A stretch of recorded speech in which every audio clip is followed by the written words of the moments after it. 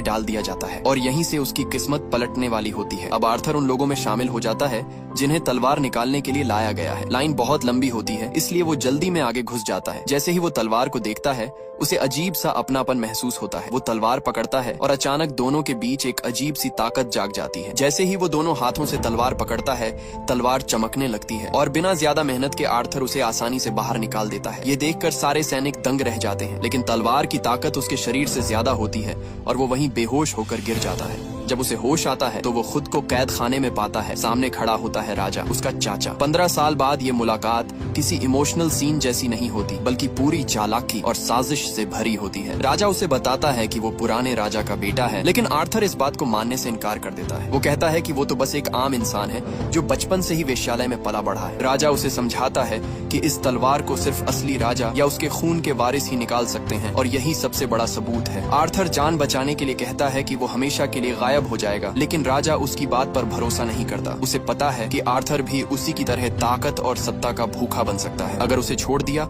तो वो एक दिन वापस आकर सब कुछ छीन लेगा। अब आर्थर को एहसास हो जाता है कि शायद इस बार वो बच नहीं पाएगा। वो जमीन पर बैठा हुआ पहली बार पूरी तरह टूट जाता है। इसी बीच एक लोहार की दुकान में नीले कपड़े पहने एक रहस्यमयी औरत पहुंचती है और कहती है कि उन्हें मिलकर काम करना होगा। लोहार, जो पुराने राजा का वफादार होता है, बिना ज्यादा सोचे मान जाता है, क्योंकि वो जानता है कि अगर आर्थर राजा के हाथ लग गया तो उसका बचना नामुमकिन है। उधर राजा आर्थर को चुपचाप मारने के बजाय उसे सबके सामने बेइज्जत करना चाहता है। वो उसे जेल से बाहर लाता है और उसकी आंखों के सामने उस औरत को मार देता है जिसने उसे बचपन से पाला था। फिर बाकी लोगों की जान को दांव पर रखकर आर्थर को मजबूर करता है कि वो सबके सामने खुद को झूठा और कायर माने। इसी बीच जब उसे फांसी दी जाने वाली होती है, तभी अचानक डायन जादू शुरू करती है। आसमान से बाज नीचे आकर हमला करने लगते हैं। घोड़े और कुत्ते बेकाबू हो जाते हैं और पूरा माहौल अफरा तफरी में बदल जाता है। इस मौके का फायदा उठाकर बगावती लोग आर्थर को छुड़ा लेते हैं और तलवार लेकर भाग जाते हैं। सैनिक पीछा करते हैं, लेकिन वो लोग पहले से प्लान बनाकर